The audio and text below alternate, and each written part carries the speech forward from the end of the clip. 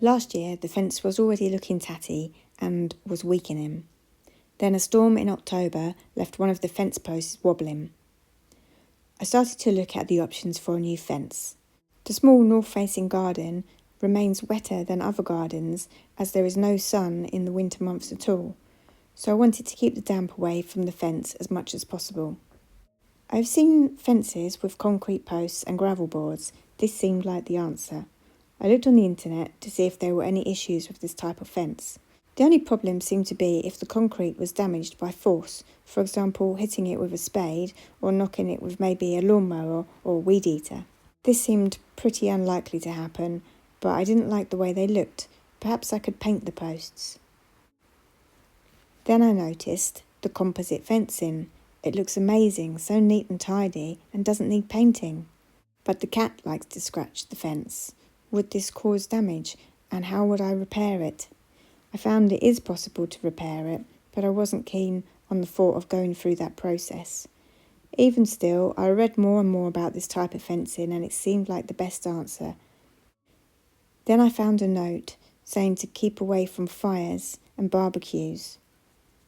I researched further and found there had been a case in the UK where a fire had spread across several gardens due to the composite fencing. Probably some products were made more fire safe than others, but I decided it wasn't worth the risk. In such a small garden, where we are in a row of terraced houses so close together, embers from a neighbour's barbecue could easily float over and come to rest on the fence.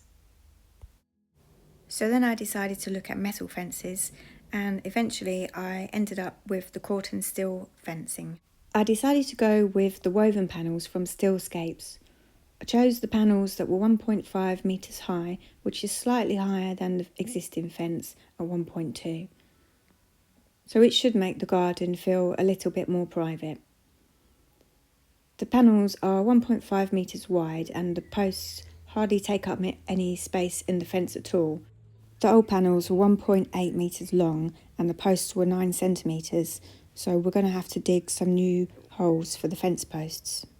The old panels came out really easy. The first post is an end post, which was put in the position where the original fence post was. It took a bit of time to work out the best way to connect it to the existing fence and a bit of getting used to working with the 50 kilogram weight of the panels. After the second panel was installed, the last two were easier and quicker to fit. We then noticed that the wood panel next to the new fence was rotten, so work stopped and we got a new panel for the next day.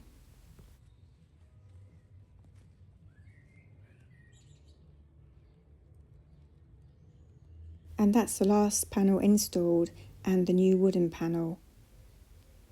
It will take a few weeks for the steel to weather and gain its new orange patina. So the fence looks amazing. I just need to put the edging back in to tidy up that gravel line, and then I've got a few stones to pick out of the flower bed. The gaps in the weave let through some light, but the privacy is still good.